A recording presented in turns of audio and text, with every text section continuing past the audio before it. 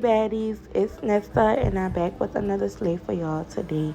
First, we're going to start off by thoroughly cleaning her skin and prepping it properly for the makeup. So I sprayed her face with a tatcha dewy luminous skin mist, and then I went in with the Tarte Jelly Glaze Lip Balm to prep her lips. Now I'm taking my fan to help her skin absorb the product even faster. Now I'm taking my embryolisseusa latte cream to further moisturize her skin.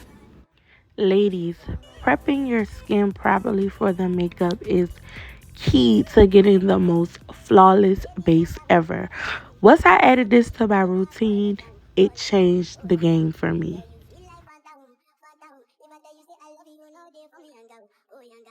In this next clip, I'm going in with my olehenriksen vitamin C moisturizer, and this moisturizer helps brighten dark circles and hyperpigmentation. So I'm just going to focus this under her eye and around her mouth.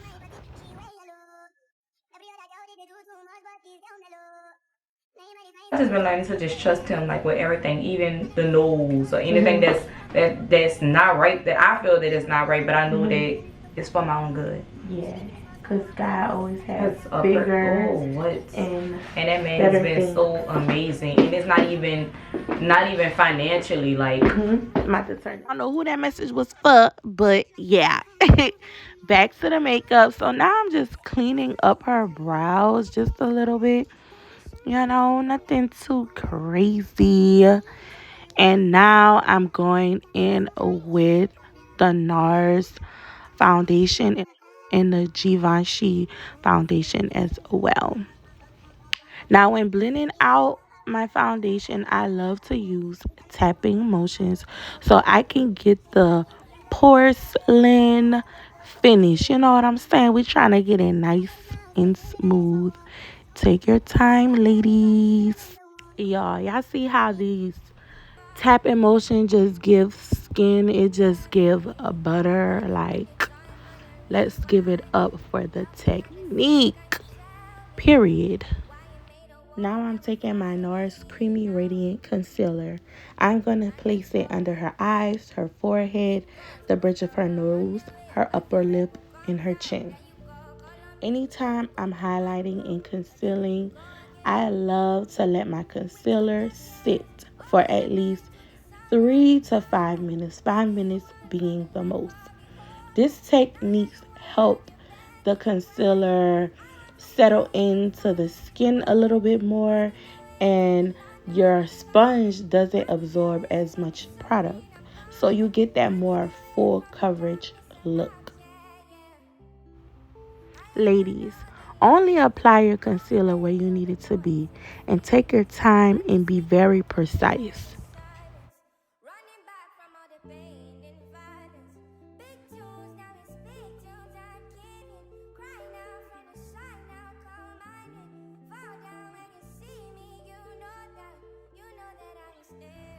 Now I'm going in with my Real Technique sponge, and I'm just going to be blending out her concealer.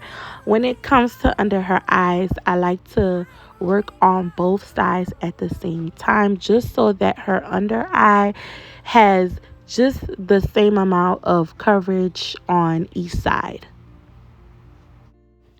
In between blends, you always want to take your foundation brush or your sponge just to blend out the edges and to make sure that everything is coming out seamless. We want a seamless finish, okay?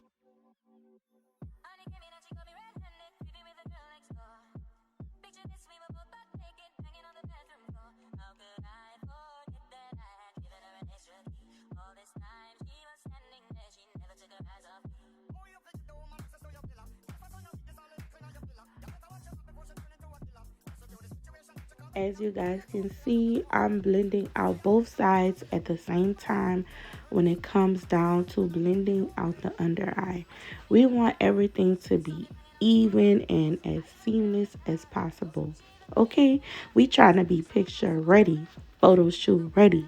Okay? Can't miss no steps.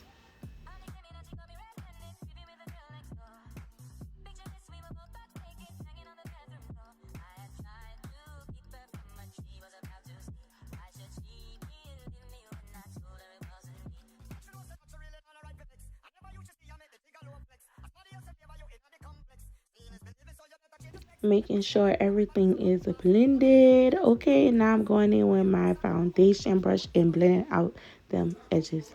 It's time to contour. My favorite part.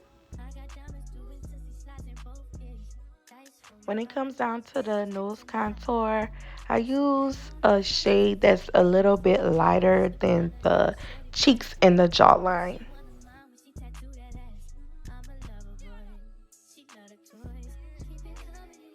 Again, going in with those tapping motions so we could get the most flawless finish.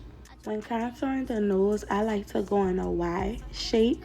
That's how I get the most snatched effect on the nose. Oh my god, y'all have to get this brush from Morphe. It just hugs the face so well and it makes the job for contouring so easily. When contouring the face, y'all, make sure you put the contour at the high points of your cheeks, okay? You don't want it too low because you're gonna make your face appear droopy.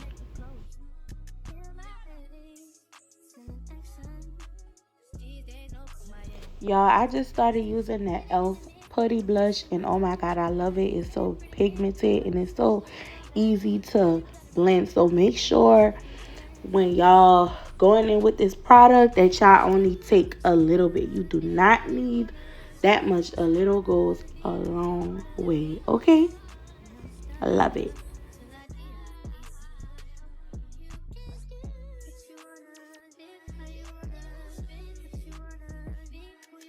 Now I'm going in with my sponge to blend out all the harsh lines. You know what I'm saying? I'm also going to take my foundation brush and start erasing all those imperfections. Because, again, we want it to be nice and seamless. Okay?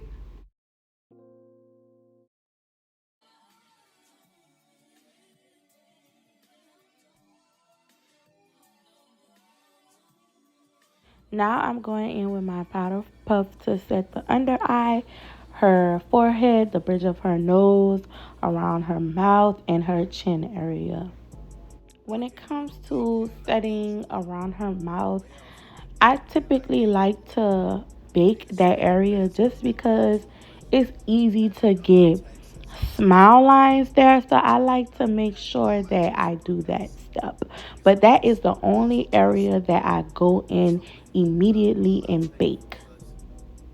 Now it's time to set the contoured areas. First, I'm going to be contouring her nose with her bronzer shade. I'm also going to be bronzing her face just because I don't like a contour that's really, really dark. I like everything to be very gradient. Okay? Period. To further contour, I'm going to be adding definition to her cheeks and jawline. Y'all, do y'all see how pigmented that putty blush from e.l.f. is? Oh my god. It's still so pigmented even after all those powders and all that stuff. So now I'm going to intensify the blush a little bit more with my Dior blush. Love this blush. Y'all gotta get it. It's so smooth, it's so buttery, and it's so pigmented. Dior knew what they was doing when they made this blush. Reverse contour, baby. It's time to clean the contour up. Okay, we want that contour to stay nice and high. Okay, so that's what we're doing. We're cleaning it up and then we're gonna blend it out with our foundation brush. Now I'm going in with my MAC face powder just to make everything more smooth and even. Now I'm going in with my Morphe setting spray and this is going to help the makeup look more like skin. So I like to clean up the excess foundation off the lips just because I don't want the foundation to mix in with her lip liner colors that I'm going to be going in with.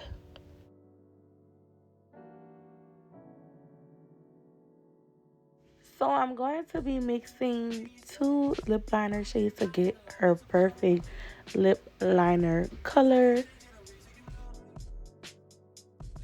I'm starting off with the darker color first just because I want that the outer perimeter of her lips to be the darkest, and then I'm gonna go in with a lighter lip liner just to mix everything in and give a gradient effect on the lips. When it comes down to the lips, well, actually, y'all, when it comes down to the face, I always want to give the vibe of a gradient effect. That that technique, that mindset when it comes down to the face, you will never go wrong with having that mindset. Everything needs to be gradient and just effortless.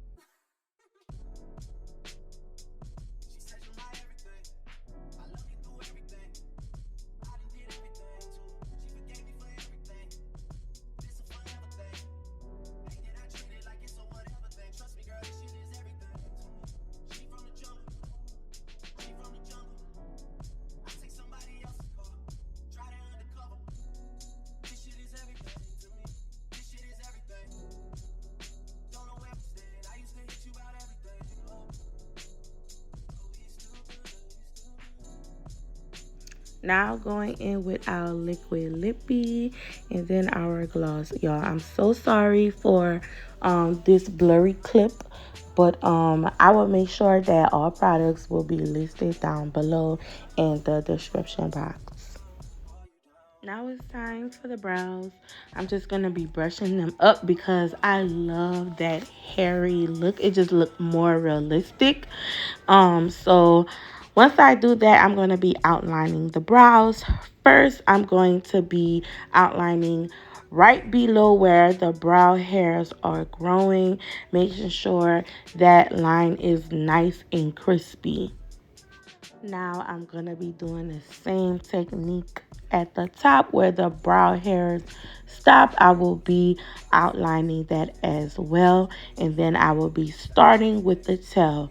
Now with the tail, I like to apply a little bit more pressure because the tail area I prefer to be a little bit darker. As I move forward, I will be applying less pressure, giving that gradient effect that I love so much. As y'all can see, I'm just adjusting the brow so I can get the most perfect brow possible. As I move forward towards the front of the brow, I like to do hair-like strokes, and that is what you guys see me doing here. Of course, we gotta brush out the brows as we go because we want it to be effortless, yes.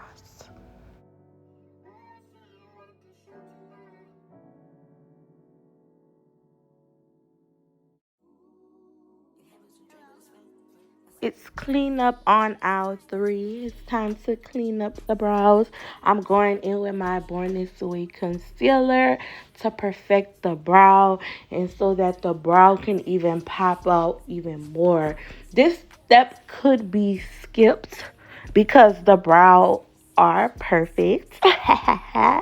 Thank you God for my blessed hands. And but I just like to conceal and clean up my brows because it gives sexy and it gives, you know, beat to the gods.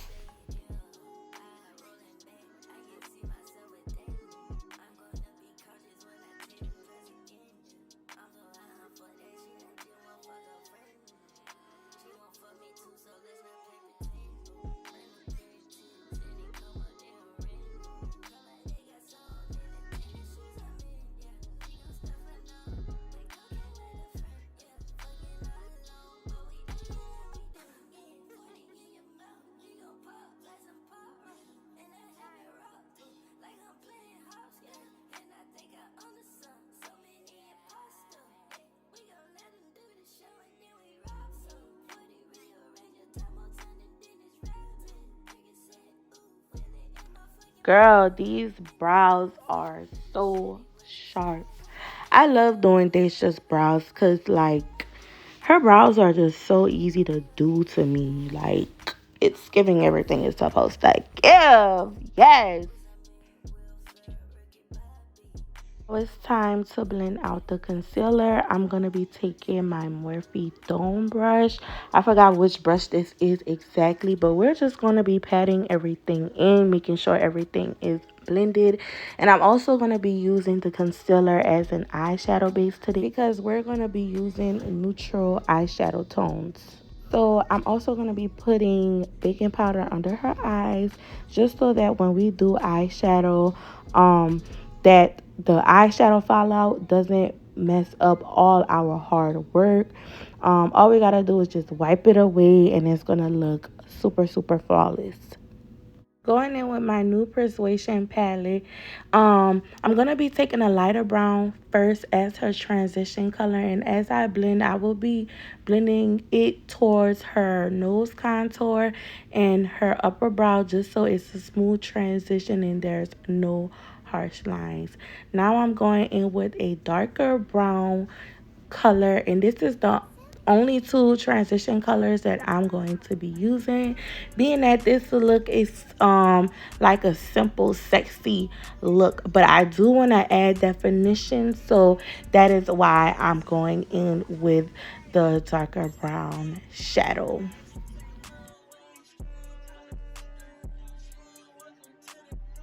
Now I'm going in with my first lid color, and this is just a gold color out of my Huda Beauty palette. I don't remember the name of this palette, but it will be listed in the description box below.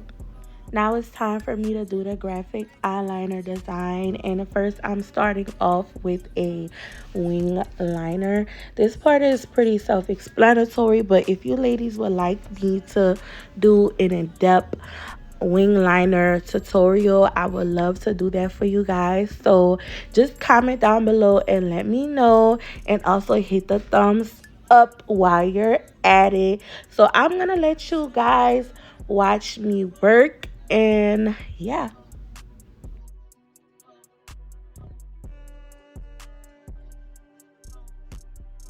This is the new NYX mattifying liquid liner. I don't know if y'all noticed, but they didn't have the mattifying one in a long time, or I'm just tripping. But I can tell that this is new and improved, and baby, it was worth the wait. Okay? Love it.